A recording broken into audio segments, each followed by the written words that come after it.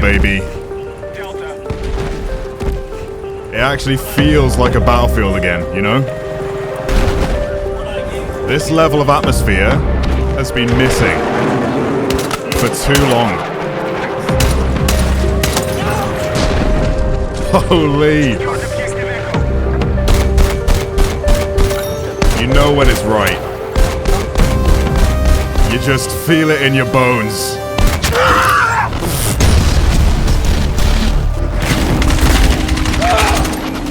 Got 2 for the price of 1 there. I'm gonna go still on B quickly. I'm about to make a bigger push. Clear. Ah. Oh, he almost got me. The drop shot just about paid off.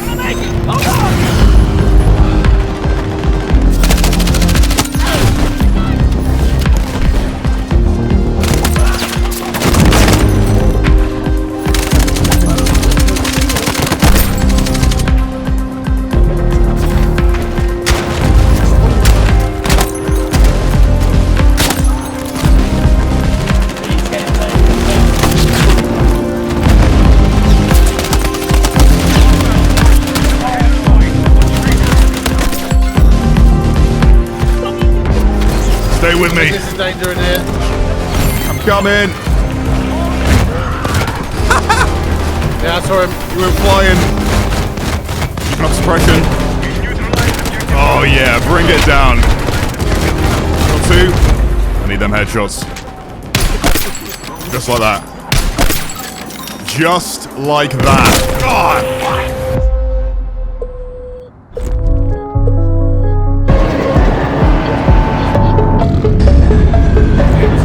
It's Jack, there he is. You're about to see over 400 of your favorite creators stream their Battlefield 6 gameplay, and that's just the start. What is this ride? Stop talking. Can you confirm if dinosaurs are in BF6? Okay, bye!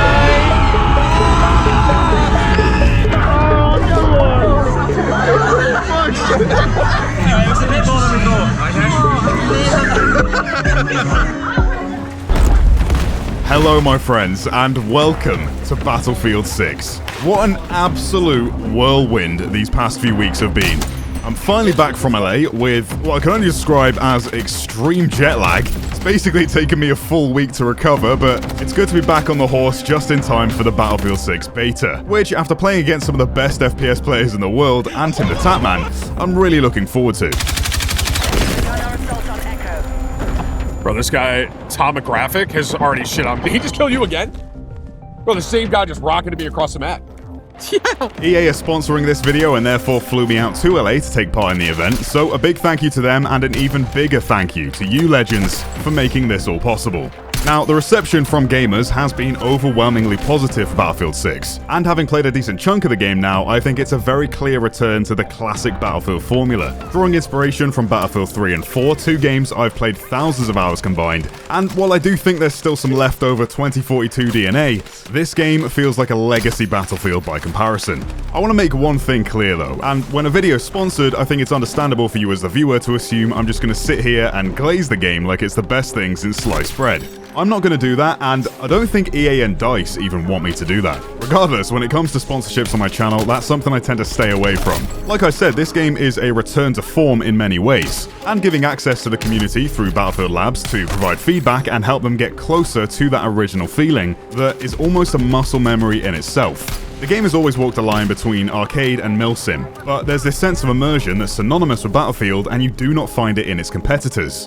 BF6 is trying to get a hold on that simplicity once again. From the point-based attachment system limiting you from throwing on every best attachment in the game, and of course the reintroduction of traditional roles like Assault, Engineer, Support and Recon. Not a big fan of these new symbols by the way, but they each have their own unique gadgets and tools, countering the very unpopular Specialist system in 2042. Don't be sad. This is just how it works out sometimes. Anyway, let's stick with the positives for now, shall we? Sniping feels pretty good. It does have a sweet spot range, I think around 100 meters. The sweet spot mechanic, if you're unfamiliar, allows sniper rifles in some Battlefield games, like BF1 for example, to kill in one shot and deal their maximum damage within a specific range. This can be viewed as a positive or a negative depending on the type of player you are. It does make sniping more predictable, but it allows you to play a bit more aggressive to stay within that one-shot window. I haven't played enough to know if I like it in this game, but this sniper, the M2010, is the only bolt-action sniper I was able to experiment with, and this map, Operation Peak, is the biggest map we're able to play on, but for Battlefield, this map's kind of small. With Operation Firestorm confirmed at launch though, I think it's safe to say long-range sniping is still on the table. Speaking of launch maps, there are 9 maps confirmed at the launch of Battlefield 6.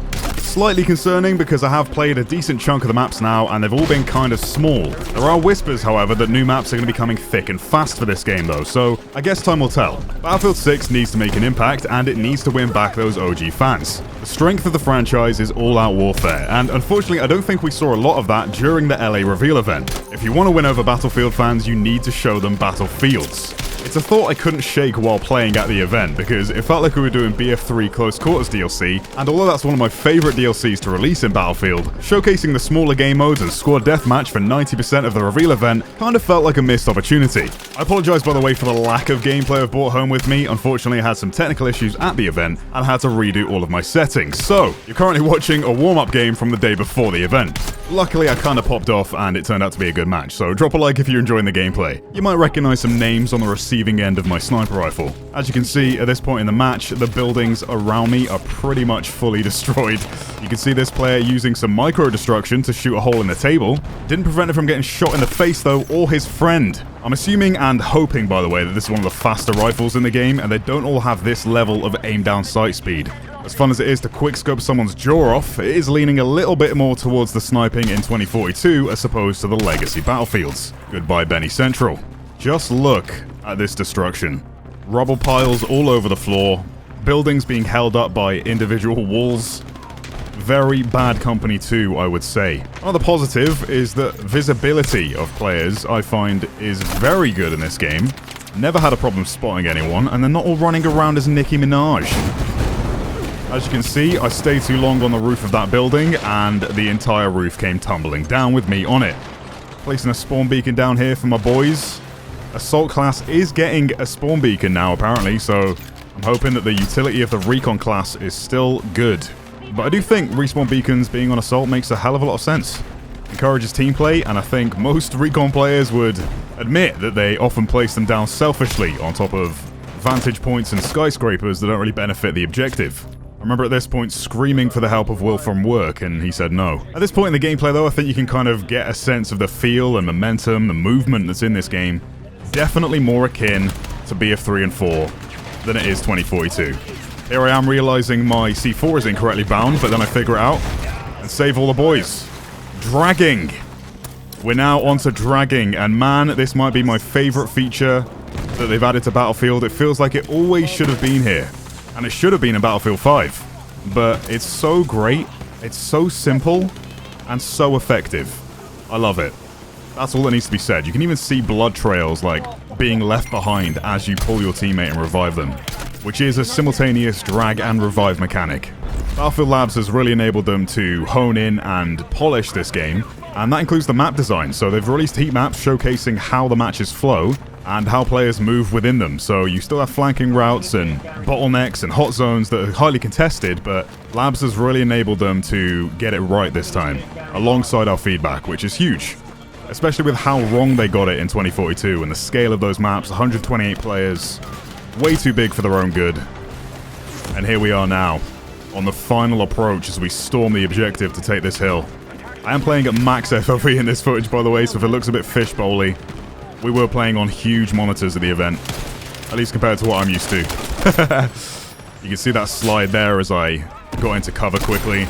You cannot shoot during the slide or diving to prone, and they are momentum based, so you can get a faster slide by having a good runner, but it's nowhere near the levels of ankle or neck breaking in other franchises.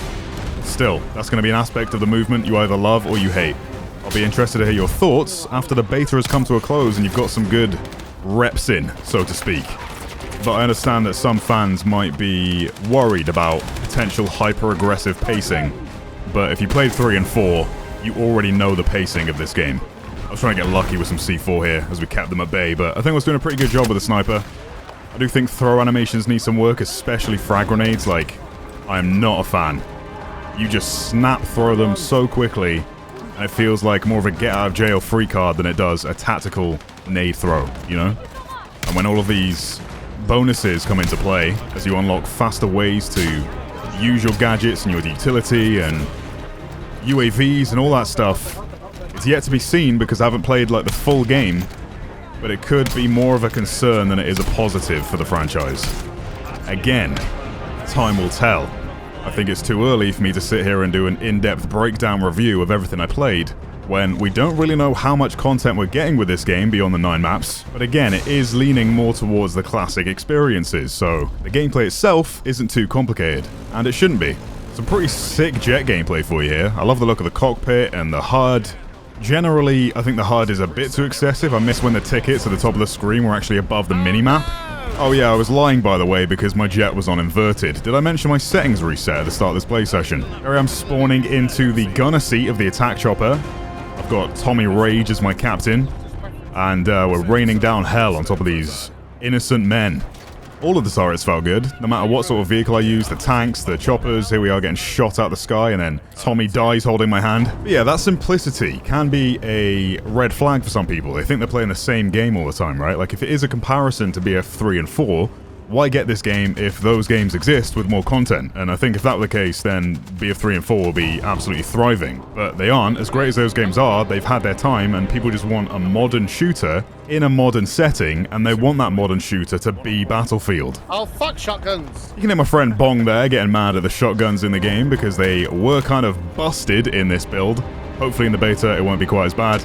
And by bad I mean good, those things were overpowered. Another potential negative is post-beta and as we approach launch, balance kind of felt like it was all over the place in this build of the game I played. So hopefully they tighten the bolts and squeeze the nuts, or whatever the phrase is. Another concern of mine is that you can literally be a one-man army. You can see here I've equipped both a surface-to-air missile and an RPG. Now I should be running around really slowly with a kit like that, plus an LMG. But here I am running up a hill like it's nothing. Just a normal Tuesday. These weapon models do look really nice though. We've got the Ultimax here. And this gun is known for having low recoil in real life. But in-game, some of these guns just feel like they are complete laser beams. And require zero recoil control.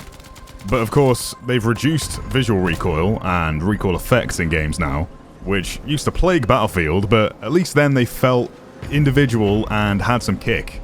These guns, a lot of them at least, don't have kick. So I can only hope by launch that a lot of these guns feel very different from each other, because right now a lot of them feel either exactly the same, or because there's no recoil, it doesn't really matter what you use, so long as you're using the gun with the least amount of recoil and most damage, you're going to succeed.